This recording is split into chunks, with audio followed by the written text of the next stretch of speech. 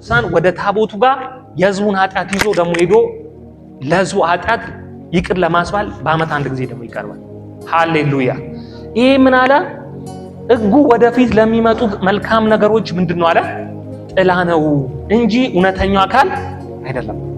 ስለዚህም በየዓመቱ ዘወትር ያለማቋረጥ የሚቀርበው ተደጋጋሚ መስዋዕት ለአምልኮ የሚቀርቡትን ሰዎች ፍጹም ሊያደርጋቸው ከቶ አይችልም።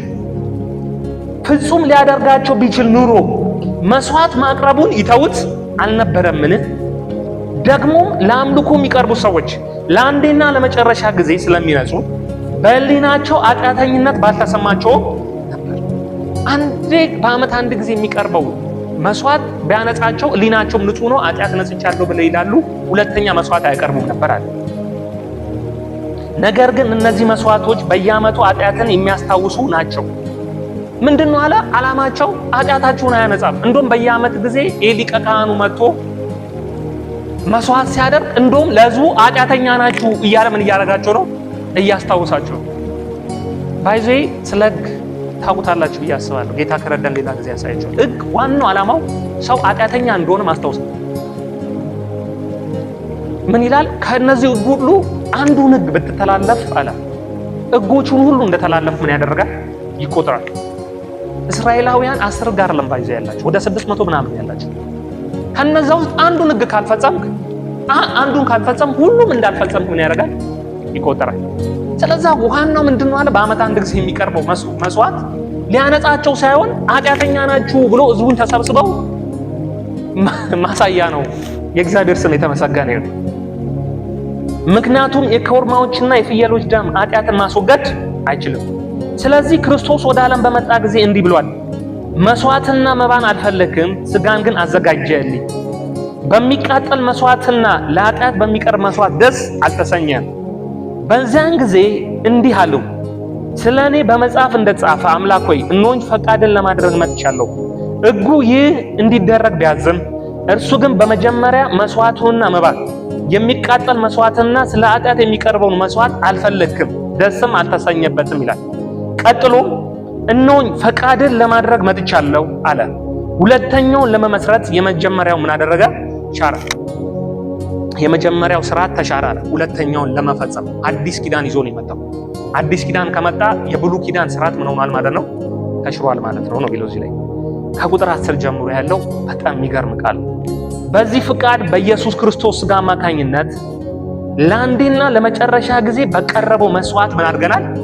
ተቀድሰናል። ተቀድሻለሁ በሉ እስቲ። በክርስቶስ ኢየሱስ በተደረገው መስዋዕት አንዴ ነው የተደረገዋል። ምን አድርገዋል አለ? ተቀድሰናል። መቀደስ ማለት ለእግዚአብሔር የተለየ የተመረጠ መጠቀሚያ ማለት ነው። ድሮ በብሉይ ኪዳን ጊዜ ዕቃዎች ይቀደሳሉ፣ ባይዘ ደም ይረጭባቸው እና ይቀደሳሉ። ኢቭን ለሙሴ ይሄ አሁን ያለበት መሬት የተቀደሰ ስለሆነ በግራ አትርገጥ ይላል። ምን ማለት ነው? ለእግዚአብሔር ብቻ የሚሆን ለእግዚአብሔር የተለየ ቦታ ነው ዛት ስፍራ ማለት ነው። እኛንም ተቀድሰናል ሲል በክርስቶስ ኢየሱስ ምክንያት ለእግዚአብሔር የተለየ ወገን የተለየ ልጆች ሆነናል፣ ሕዝብ ሆነናል ማለት ነው። ሃሌሉያ! እንዲህ ይላል፣ ካህኑ ሁሉ በየዕለቱ ቆሞ አገልግሎቱን ያከናውናል። ኃጢአት ማስወገድ ከቶ የማይችሉትን እነዚያኑ መስዋዕት ዘውትር ምን ያደርጋል? ያቀርባል። እዚህ ደግሞ ካህን አለ። ካህናቶች ሊቀ ካህኑ በዓመት አንዴ ነው የሚያቀርቡ ለሕዝቡ። ካህናቶች ደግሞ ሕዝቡ በየቀኑ በየጊዜው ኃጢአት ሲሰራ ካህኑ ጋር የሄደ የተናዘዘ መስዋዕት ያቀርባል። ስለዚህ ካህኑ ምን ይላል? በየዕለቱ ምን ሆኖ ነው የሚለው? ቆሞ። ምን ማለት ነው? መቆም የሚያሳየው ሁል ጊዜ ስራ አለበት ማለት ነው። ሁል ጊዜ ስራ አለ። አንዴ በሰራል ስራ ምክንያት ያ ካህን ባቀረበል መስዋዕት ምክንያት ነጻ አትሆን። ስለዚህ ሁል ጊዜ ምን አለ? በየዕለቱ ቆሞ። ቤተ መቅደስ ውስጥ ገብተው ካህኖች አይቀመጡም። ሁል ጊዜ ቆመው ነው። ሁል ጊዜ ስራ አላቸው። ሃሌሉያ! ምክንያቱም አሁንም ኃጢአት ስትሰራ አሁንም የሆነ ይዘት ትመጣለህ፣ እንደገና ያቀርብልሃል ካህኑ። በቃ እንደዚህ ነው፣ ቆሞ ነው። ግን እዚህ ላይ ምን ይላል? 12ኛው ይህኛው ካህን ግን አለ አንዱን መስዋዕት ለዘላለም አቅርቦ በእግዚአብሔር ቀኝ ምን አድርጓል? ተቀምጧል። ምን ማለት ነው? እነዛ ካህን ቆመው ነው ሁል ጊዜ። ምክንያቱም ኃጢአትን ፈጽሞ አያነጹትም። ሸፋፍሞ ነው በቃ ሁሉ ጊዜ ስራ አለባቸው። ሁሉ ጊዜ ስራ አለባቸው በቃ ሰዎች። ይሄኛው ግን አንዴ መስዋዕት ካቀረበ በኋላ ምን አድርጓል አለ? በእግዚአብሔር አብ ቀኝ ተቀምጧል። በቃ ጨርሻለሁ። ይሄ አሁን አንዴ የከፈልኩላቸው ዋጋ ያፈሰስኩላቸው ደም አንዴ ታረድኩላቸው መስዋዕት በቃ ጨርሻለሁ፣ በቂ ነው አለና ይበቃችኋል አለና ምን አደረገ? በእግዚአብሔር አብ ቀኝ ሄዶ ተቀመጠ። ሃሌሉያ። እዚህ ላይ በጣም ይገርመኛል። ቁጥር 13 ላይ ከዚያን ጊዜ ጀምሮ ጠላቶቹ የእግር መርገጫ እስኪሆኑ ድረስ ይጠብቃል ይልና ምክንያቱም ይላል በአንዱ መስዋዕት እነዚያን የሚቀደሱትን ለዘላለም ፍጹማን አድርጓቸዋል። አይገርምም? ሃሌሉያ። ምክንያቱም በአንዱ መስዋዕት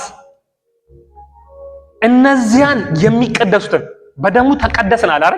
እነዛ የሚቀደሱትን አለ ለዘላለም ምን አድርጓቸዋል? ፍጹማን ፐርፌክት ያለ እንከን በደሙ ምክንያት አድርጓቸዋል። ሃሌሉያ።